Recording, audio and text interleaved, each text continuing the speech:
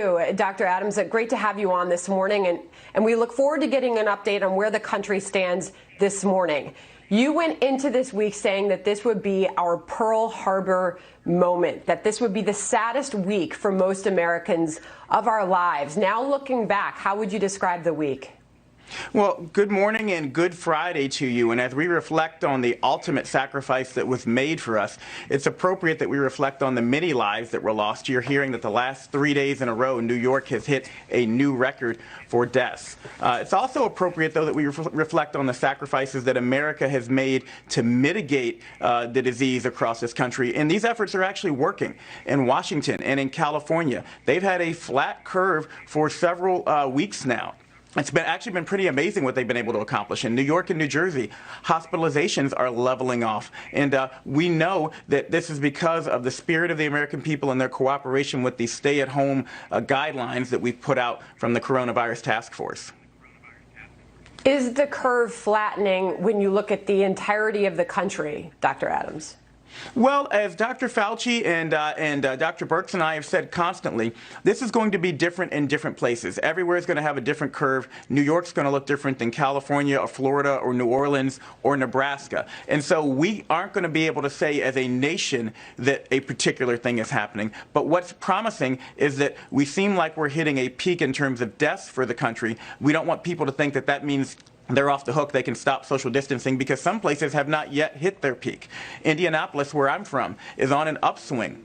And so we want them to be particularly cautious. But the reassuring news, again, is that some places have leveled off and are on their downslope. And we hope that within a few weeks, once we get past this 30 days, some places around the country can start thinking about reopening. Now, on that question, Dr. Adams, about reopening the country, reopening the economy, Dr. Fauci, who you mentioned a moment ago, said this morning on CNN, now is not the time to back off social distancing.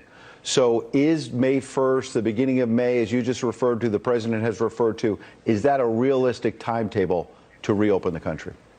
Well, we're going to be data-driven. I absolutely agree with Dr. Fauci. Now is the time for us to continue to lean into this, because we know that the more we participate in social distancing, the flatter the curve is and the quicker we can get to the other side. There are places around the country that have seen consistently low levels, and as we ramp up testing and can feel more confident that these places actually can do surveillance and can do public health follow-up, some places will be able to think about opening on May 1st. Most of the country will not, to be honest with you, but some will, and that's how we'll reopen the country, place by place, bit by bit, based on the data. But Doctor, we started this conversation by you noting this awful number of people who've died this week alone in America, and we care about that regardless of their race or background. But specifically, as you know, there's been data suggesting that African Americans are being hit particularly hard with the coronavirus. And you have noted that you have your own personal health challenges that add some context to this. And I hope you could discuss that. Well, I grew up poor. I grew up black in a majority white area, and I grew up with asthma. I have heart disease. I have prediabetes right now. And so even though I look healthy, even though I look thin, I actually am at higher risk for coronavirus. And I want people all across America to understand, you can't look at someone and tell whether or not they're going to be at risk for this disease. We know communities of color are particularly at risk for being impacted because there's a higher incidence of chronic disease, of diabetes, of heart disease, and lung disease, but also because of what we call the social determinants of health, the opportunities that people have to be healthy. And we know 1 in 5 African Americans, 1 in 6 Latinos have the ability to telework. So the very things we're telling people to do, many communities can't do.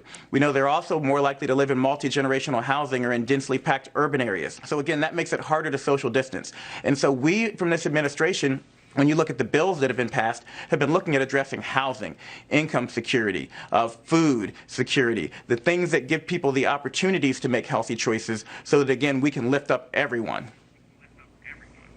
Dr. Adams, there's so many people who have been social distancing, hunkering down at home, doing their part to stop the spread. We've got a psychologist coming up that we're going to talk to about the difficulties so many families in this country are having economically talking to their kids about this, or just isolation and loneliness. As the Surgeon General, what are your concerns there, and how do we address those, considering you don't believe that the country as a whole is looking at opening up even as soon as May 1st?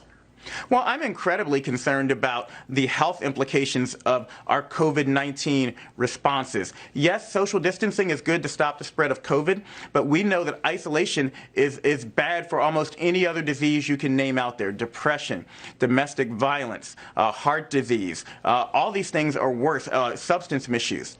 And so what I tell people to do is a couple of things. Number one, make sure you're focusing on eating well.